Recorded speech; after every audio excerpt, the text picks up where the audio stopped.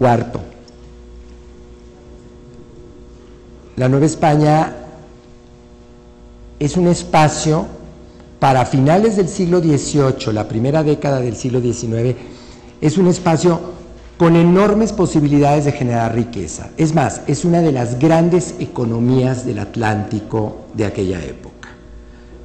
Con posibilidades de generar riquezas a nivel de Francia, de Inglaterra o de Estados Unidos en aquel momento. Pero ¿qué sucede? La política española se apropia de la riqueza de la Nueva España. De esto no se da cuenta la gente, porque generalmente esto no es algo que se percate, y mucho menos en aquella época, que se percate uno inmediatamente. Pero a poco se va generando la idea de por qué, si tenemos tanta plata, por qué si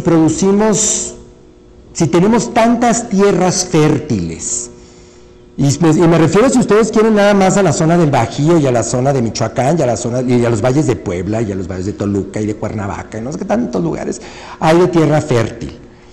Si producimos bienes que no se producen en otras partes del mundo, como es la grana cochinilla, como es todos estos bienes que pudiéramos considerar exóticos, ¿por qué vivimos en tanta pobreza? De eso se viene dando cuenta la gente poco a poco. Y entonces empieza a aparecer fenómenos, y ya me estoy refiriendo a los años inmediatamente anteriores a la Guerra de Independencia, al inicio de la Guerra de Independencia. Empiezan a aparecer fenómenos muy familiares para nosotros, como por ejemplo la delincuencia. La delincuencia es una forma de protesta social. No es porque a la gente le guste violar la ley nada más porque sí, es porque está descontento de una situación, ¿no?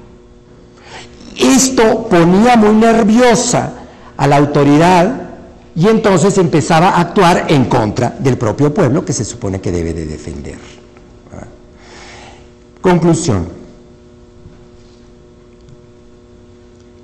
La Guerra de Independencia de Nueva España no tiene un solo origen, no es de origen económico, no es mucho menos de origen fiscal, ni siquiera es de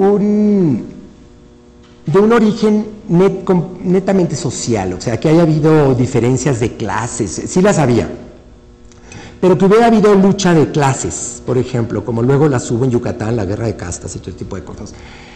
En realidad es una serie de elementos políticos, sociales, económicos, externos, que se vienen gestando desde mediados del siglo XVIII y que requirieron de una serie de medidas, sí muy mal aplicadas a finales del periodo borbónico, me refiero más o menos desde los años 90 hasta 1804, que fue el decreto de consolidación de vales reales, una serie de medidas mal adoptadas y lo que yo creo que fue el fuego que encendió la mecha, que fue la crisis política que vivió la monarquía española en 1808.